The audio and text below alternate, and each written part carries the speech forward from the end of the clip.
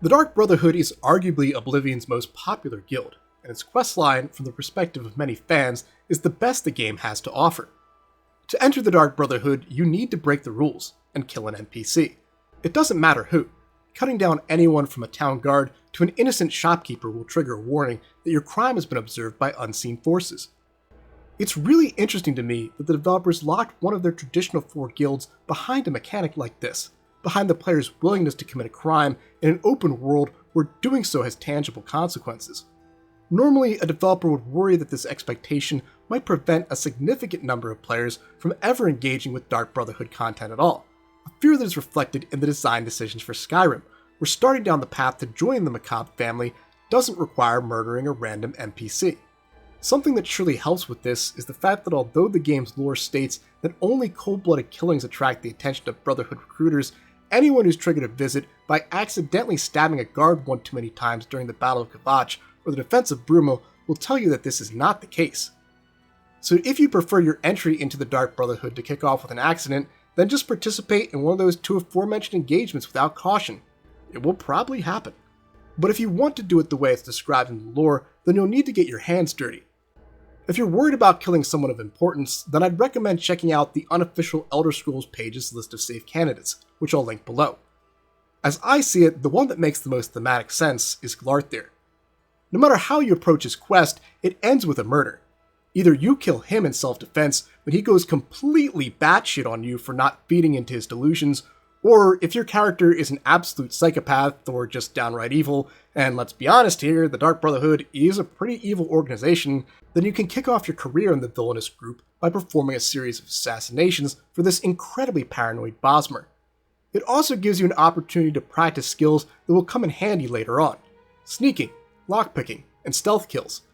And if you somehow manage to make it out of Skingrad without getting a bounty on your head, then it really helps explain why the Dark Brotherhood was so desperate to bring you into their ranks.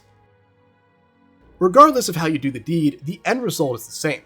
The next time you sleep in a secure location, as in not the jail cell they threw you in for your crime, you'll be visited by Lucien Lachance. A speaker for the Dark Brotherhood, one of Lachance's many jobs is to seek out and recruit individuals with a very particular set of skills, people like you, in the hopes of turning them into the next John Wick. Lachance is one of the most interesting characters in all of Oblivion. He embodies Oblivion's Dark Brotherhood to the point that he even made it into the group's sophomore season in Skyrim, where he appears as a ghost. Among the things he does best, even in this early conversation, is the way he so succinctly describes the unique dynamic of the Dark Brotherhood. Is it a group of dangerous killers with a blatant disregard for human life, the kinds of people that everyday citizens of Tamriel avoid when they see them walking around their towns and cities? Yes. Is it also a place where Cyrodiil's misfits and even its worst criminals can find a home, a family with whom to hide from the horrors of the outside world while glorifying their dread father from the shadows? Also yes. It's this dichotomy, this disparity between what the Dark Brotherhood does to its victims and what the Dark Brotherhood does for its members that makes it such an intriguing and beloved faction. We all want to believe that there are people out there who would accept us at our worst moments, people who would embrace us despite our darkest deeds. That's what the Dark Brotherhood represents, not just well-structured and creative quests that allow you to break the traditional role-playing mold by playing a villainous character with little consequence. We don't see this dynamic in action until later on, but Lachance sells all of it here, and sends the player off to perform an initiation quest by killing an old man named Rufio at the Inn of Ill Omen. To aid in their dark task, he gives them the Blade of Woe, a powerful dagger that will come up again later in the questline. At the Inn of Ill Omen, a small tavern just north of Breville, you'll find Rufio taking up residence in the basement. The Omen's owner says that Rufio has been here for a while, and that he's certain the old man is hiding from something, but he pays his bill, so he's not inclined to ask. He's right about this. Rufio is indeed hiding from something. He's been hiding from the Dark Brotherhood. If you ask around enough in the Imperial City and read the Black Horse Courier's edition on Night Mother rituals, you'll find out that a man named Claudius Arcadia was recently imprisoned for contacting the disciples of Sithis. And if you manage to get your hands on Arcadia's journal, you'll find that it mentions Rufio by name. As for why Arcadia hired the Dark Brotherhood to take care of Rufio, to find that out, all you have to do is taunt Rufio when you confront him in the basement. There, he'll admit to the following. No, please. I didn't mean to do it, you understand me? She struggled. I told her to just stay still, but she wouldn't listen. I had no choice. So Rufio killed a woman close to Arcadia, and I shouldn't need to tell you what he was doing to her before he killed her. He's not just some poor old man hiding out in a basement. He's an old man who committed a horrible crime and is yet to face justice. This hidden environmental storytelling is easy to miss, but it touches on the specific nature of the Brotherhood's work. They aren't just out committing random acts of violence, they're performing contract killings, and though many of them are in the name of petty grudges or matters of inheritance, some of them, like this one here, are about making sure the wicked get what's coming to them. Don't get me wrong, I'm not saying that the Dark Brotherhood is somehow an altruistic organization. They're still evil, but not all their victims are people Tamriel is going to miss. With Rufio dead, LeChance will officially welcome you into the Dark Brotherhood and direct you to the Cheydinhal Sanctuary, where you'll find a new home amongst your fellow assassins. It's fitting that the guild's sanctuary can be found here, in this particular city. In Elder Scrolls III Morrowind, the previous game in the series, you could join a government-sanctioned band of hitmen called the Morag Tongue. Nobles hired them to settle disputes and feuds in order to avoid full-scale war between the great houses, much like the gangsters of the John Wick universe do. So placing them here, in the city closest to the homeland of the Dunmer, makes narrative sense. The members of the Cheydinhal Sanctuary are among the most colorful cast of characters in all of Oblivion. No other guild features such a memorable collection of misfits. If you ask me, they're a huge part of what makes the group work. It's one thing to sell the Dark Brotherhood as a macabre family, but if its members don't deliver on that promise, then it all falls through. But deliver they do. There's Ochiva and Tainava, a pair of Shadowscale assassins, Argonians from Blackmarsh blessed by Sithis at birth. There's some really interesting lore behind them, and if there's ever an Elder Scrolls game set in that unforgiving swamp, I hope we learn some more about them. There's also Grogan, an orc who scoffs at the idea of using a stealthy approach, and the hilariously named Antoinette Marie, who dreams of leading the sanctuary someday. They're a fascinating bunch, and you're encouraged to talk with them more than your average members of any other guild. Before each of your contracts, talking to them will yield advice or helpful information that will assist you in completing your quest and earning the bonuses that come with meeting certain, sometimes difficult to achieve conditions. It's a really smart game mechanic. Not only does it build an attachment between your character and the NPCs, something that the game will toy with down the line, it also helps reinforce the idea that the Dark Brotherhood is indeed a family, a motley crew who you can rely on for advice or assistance whenever you need it.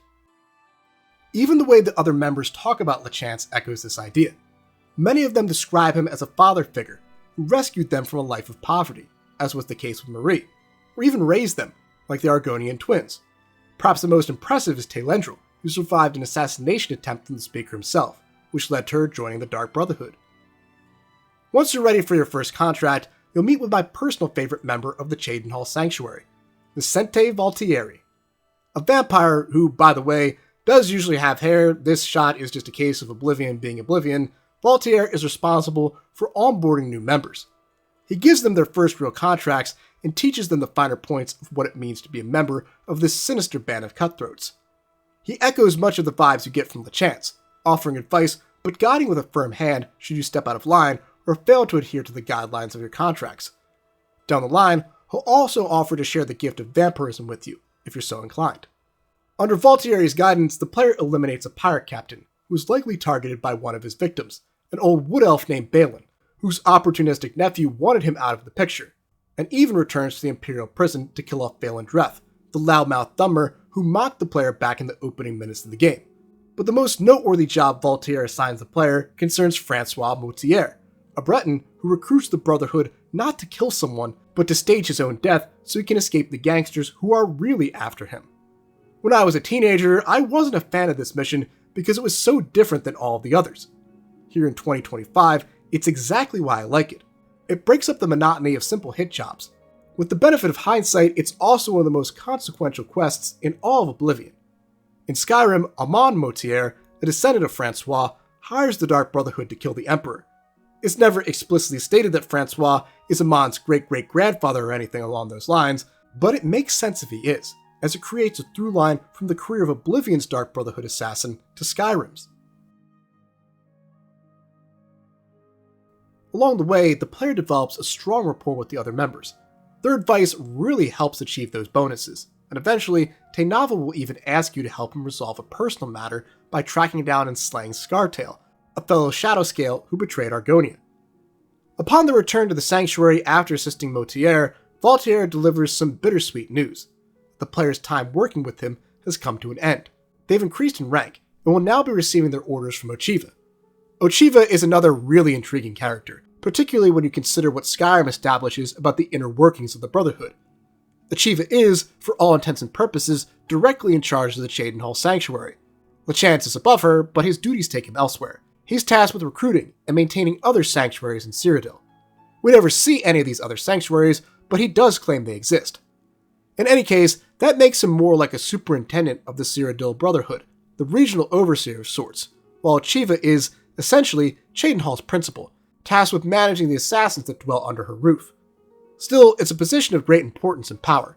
It's the same position Astrid held in Skyrim, and in that game, she's so revered by the members of the Falkreath Sanctuary that they view her as a de facto Night Mother. There are other reasons the Dark Brotherhood reached this dire point in their history, of course, but still, it speaks to the influence someone in this role can exert in the right situation. Given that the only two characters we ever see directing these sanctuaries are Ochiva and Astrid, I think we can safely assume this is a job reserved for women, and a callback to Sithis' Dark Bride herself. Ochiva's jobs are more professional, more demanding than Voltaire's, a sign of the player's ascent through the ranks.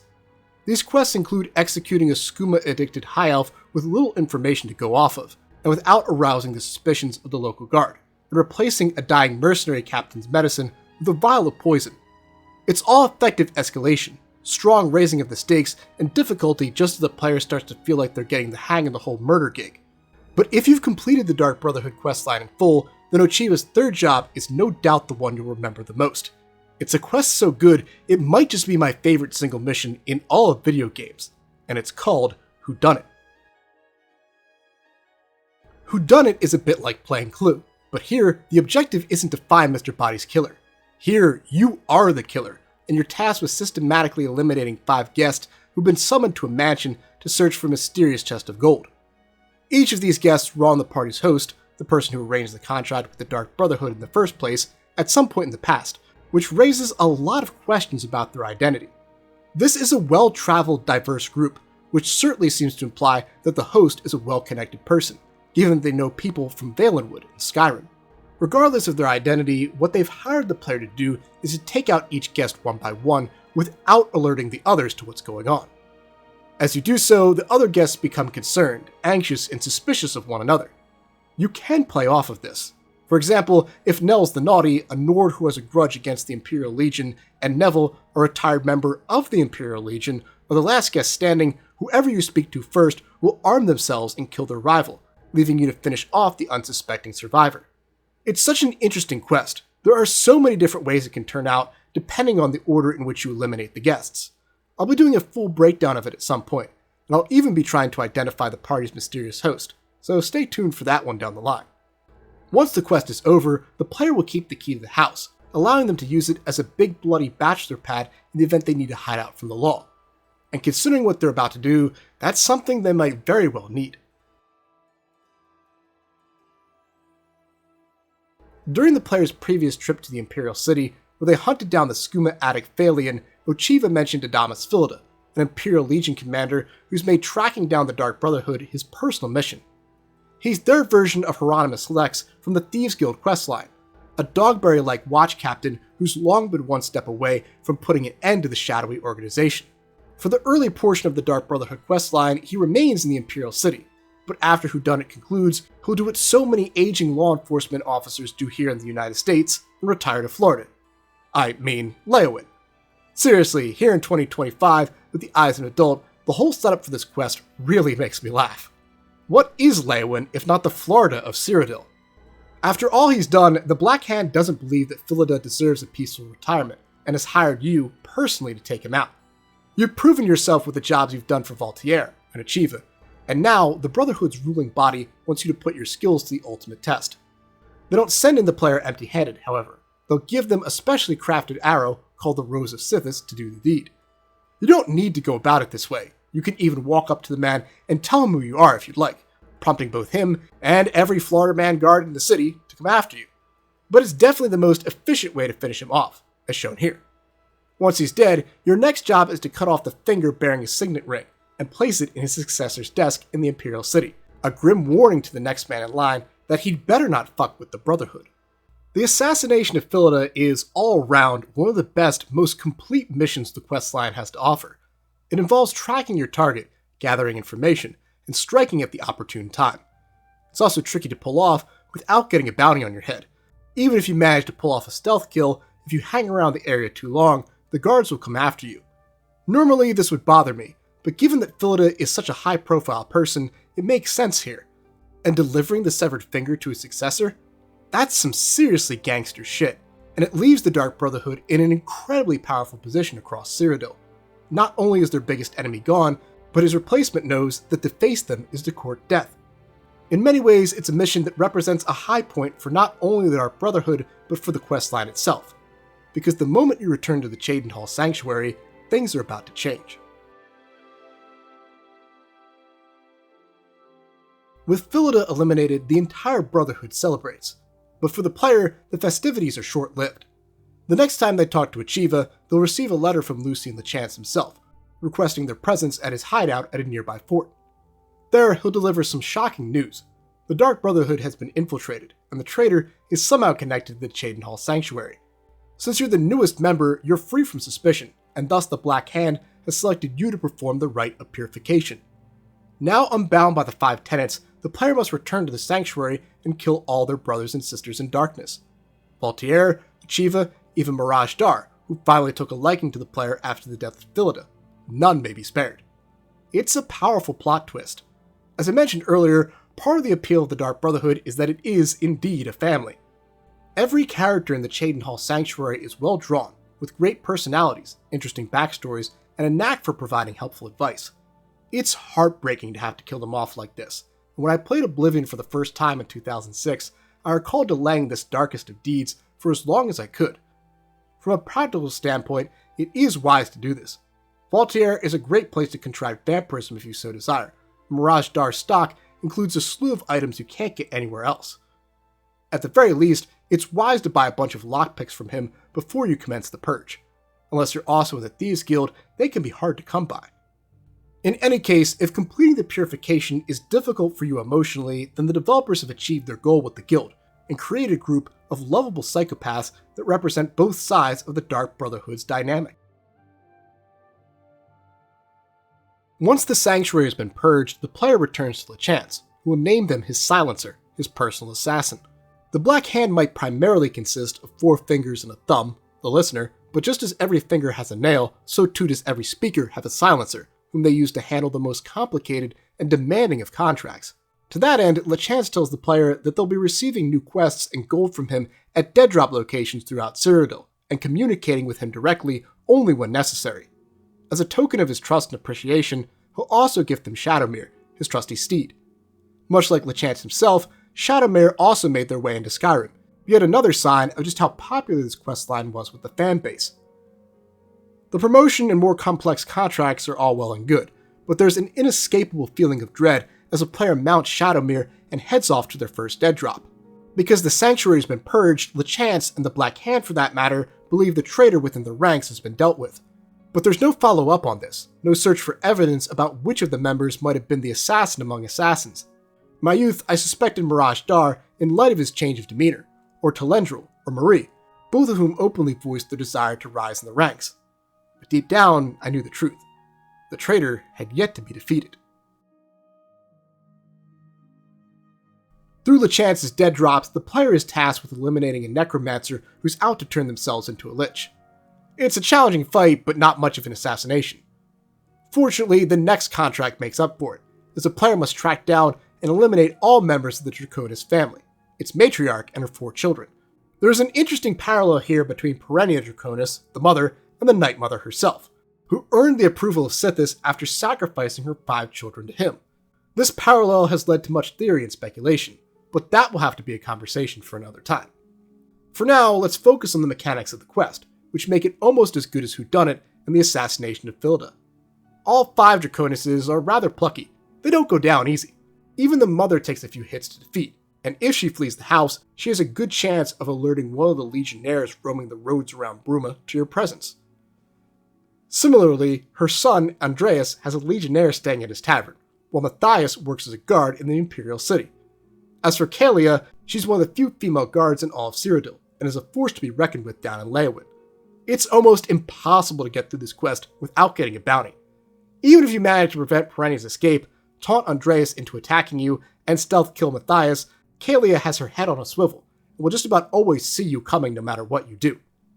Even if you shoot her from the corner of the Three Sisters Inn, as I did here, it ends up triggering a 1,000 gold bounty. Again, this would normally be frustrating to me and incredibly immersion breaking, but here it makes sense. Though the player doesn't know it at this point, this is Oblivion's last true Dark Brotherhood contract, their last true hit job in the name of Sithis and the Night Mother. Thus, it's understandable that the developers decided to make getting out of this one without the guards coming after the player about as challenging as it gets. Especially when you consider the fact that from here on out, the guards don't care much about your targets.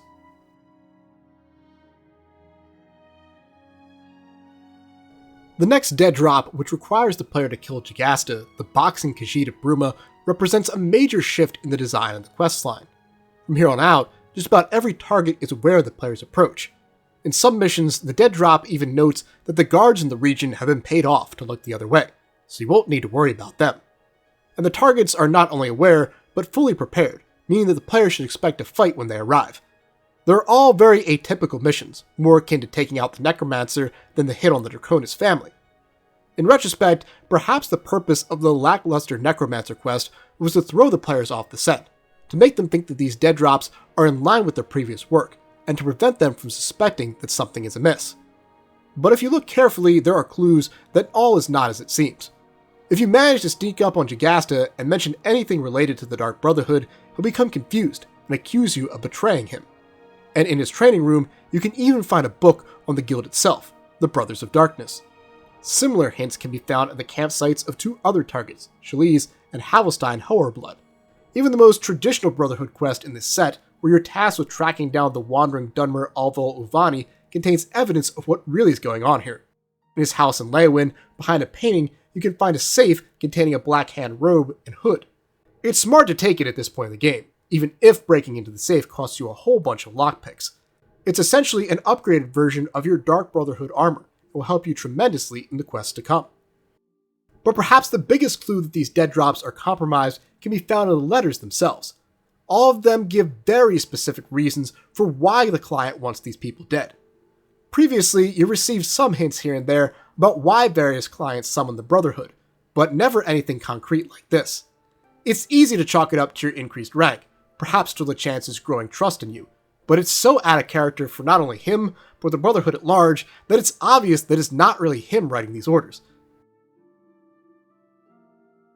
Finally, after the player assassinates Ugolum in front of the statue of the lucky old lady in Breville, LeChance will appear. At first, he'll accuse you of being the traitor to the Brotherhood and attempt to kill you, but he quickly realizes the confusion on your face and explains himself. He'll reveal that ever since you murdered the Draconis family, your dead drops from him have gone unanswered, your contracts unfulfilled. Instead of following his orders, you've been following someone else's, the traitors, and systematically eliminating the members of the Black Hand. Jagast, Havelstein, and Alvol Uvani, all of them were speakers and silencers, and the man you just killed was a listener.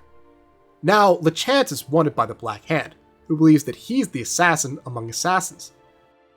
It's a tantalizing twist that makes the simplistic nature of the previous contracts entirely forgivable. As mundane as they were setting up for something greater, preparing the player for a grand mystery and a dark destiny.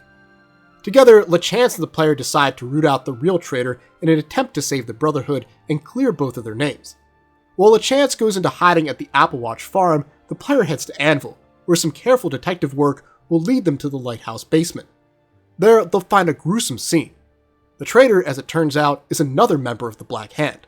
When they were young, LeChance beheaded their mother after their father hired him through the Black Sacrament. Now, he seeks to kill the Brotherhood's Night Mother, whomever she is, as vengeance for what LeChance did all those years ago.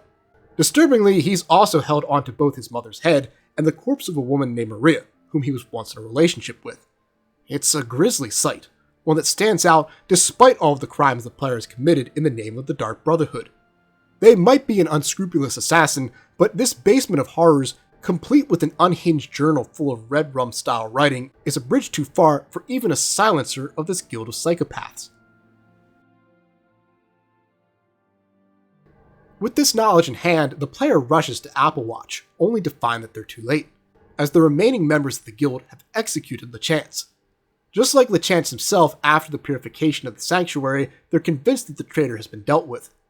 Given that you yourself were only following orders, they'll forgive you, promote you to speaker, and invite you to return with them to the statue of the lucky old lady in Breville, which isn't so lucky after all. It's really a secret shrine to the Night Mother, and it hides her crypt.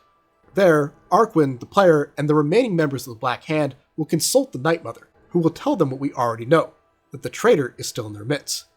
It's then that Matthew Bellamont, one of the remaining speakers, will reveal himself, killing all but the player and Arquin. A boss fight then ensues, and once Bellamont is dead, the Night Mother herself will praise you. She'll reveal that she knew about both your skill as an assassin and Bellamont's traitorous designs all along, and used the two of you for her own purposes. She knew that the Brotherhood, in its current state, was weak, and even goes so far as to insult Golem, the previous listener. But now, the Brotherhood can begin anew, stronger and better than ever before. In her own way, the Night Mother performed a purification on the Dark Brotherhood, not just a single sanctuary like we did, but the entire guild itself. With all that said, it's important to note the foolishness of Belmont's plan here at the end. Early on, it was actually quite brilliant. Infiltrating the group, setting up the Cheydinhal sanctuary to be purged, and replacing the dead drops. All of that was pretty damn clever. But how did he think this confrontation down the crypt was going to turn out? Sure, his journal entry seems to indicate that he initially thought the Night Mother was a real person, but the minute he saw she was a ghost, he had to know he was doomed. But again, looking back at the Shining style journal, we're not exactly dealing with someone who's playing with a full deck of cards here, so I suppose the wayward end to his plan speaks to his broken mindset. With Bellamont dead, the player is named the new listener, the new #1 assassin for the Night Mother and the Dreadfather. She'll urge you to gather anything you'd like from her crypt. There wasn't really anything of value on my most recent run, but if I recall correctly from back in the day, if you're at a higher level at this point in the game, you can find some decent stuff in the crypt. Once you're ready to go, she'll send you and Arquin back to the Cheydinhal Sanctuary to rebuild the Brotherhood. You'll then be tasked with a recurring quest, visiting the Night Mother once a week to hear about a new contract for someone in Tamriel. You won't be able to complete the contract yourself. You'll just have to take it back to Arquin, who will then arrange for the assassination to be completed. It's not particularly exciting, but that's part of the point here. The player is now an administrator, a figurehead. As powerful a position as the listener is, as talented as they need to be to ascend to the role, they now have a duty that goes beyond mere contract killings. Soon enough, the Cheydinhal Sanctuary will have new members, simple followers who will assist the player should they need it, a sign that the Brotherhood is indeed growing again, and will soon return to its full glory. But unfortunately for the Dark Brotherhood, even if the new listener restores the guild, it won't be long before things take a turn for the worst. Because by the time Skyrim rolls around, the Brotherhood is, arguably, in more dire straits than ever before. Overall, I agree with the assessment that the Dark Brotherhood questline is the best in all of Oblivion. It has its weaknesses, namely the parts where you're hunting down members of the Black Hand, but it makes up for it with its plot twists and storyline. And 3 of its core quests, Whodunit, Permanent Retirement, and Next of Kin, are some of the most memorable in all of video games, and a huge part of what makes Oblivion one of my all-time favorite games. Thanks for watching. It's truly been a blast talking about Oblivion. Every time I get to work on these videos, I feel like I'm a teenager again. The nostalgia factor is simply out of control. Big shout out to all my Silver and Gold tier YouTube channel members and Patreon subscribers, including James Pruitt, Gustavo Balabi, Lil Caesar, Reed, Bethonian, Anna Novakova, and Sean Bobby, who get early access to these videos thanks to donations of $5 to $10 a month. See you guys next time, and go birds!